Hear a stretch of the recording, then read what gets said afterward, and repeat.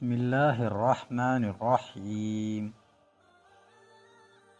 اگر آپ خوبصورت اور سمارٹ رہنا چاہتے ہوں، خوراک میں روٹی اور چاولوں کی مقدار کم کر کے پھلوں کی مقدار بڑھا دو۔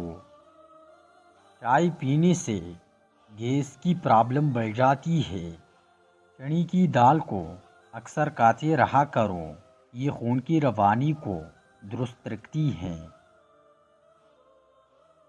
ہاتھ اور پاؤں پر ایلو ویرا لگا کر سو جاؤ، رات کو مچھر نہیں کاٹتے۔ لال رنگ کا پخانہ آئے تو بواسیر کی علامت ہے۔ بائیں پاؤں پر سوجن ہو تو دل کمزور ہو جاتا ہے۔ تیری پائی پکاتے وقت سفید زیرہ ڈال دو، پائی کی بدبو ختم ہو جاتی ہے۔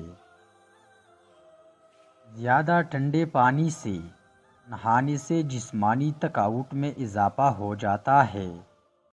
رات کو وضو کر کے سو جاؤ، برکت ہو جائے گی۔ زیادہ بولنے والا انسان کم عقل ہوتا ہے۔ زیادہ بولنے والا انسان ہمیشہ سست رہتا ہے۔ نہار منہ شہد چاٹ لینے سے زندگی بھر کوئی بڑی بیماری نہیں گھیر سکتی۔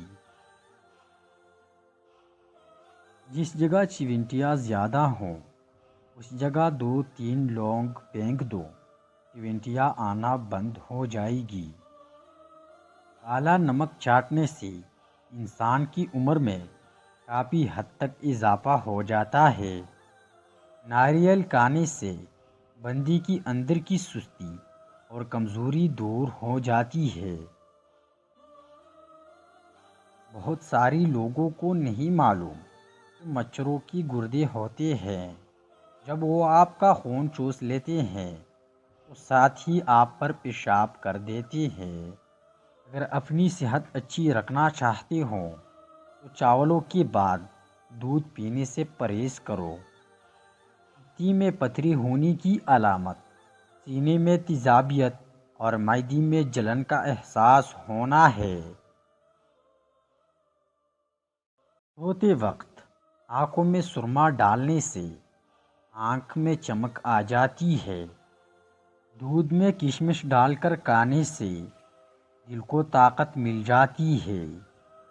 اس ٹھنڈے پانی کے استعمال سے آپ کے بال جھڑنے لگ جائیں گے۔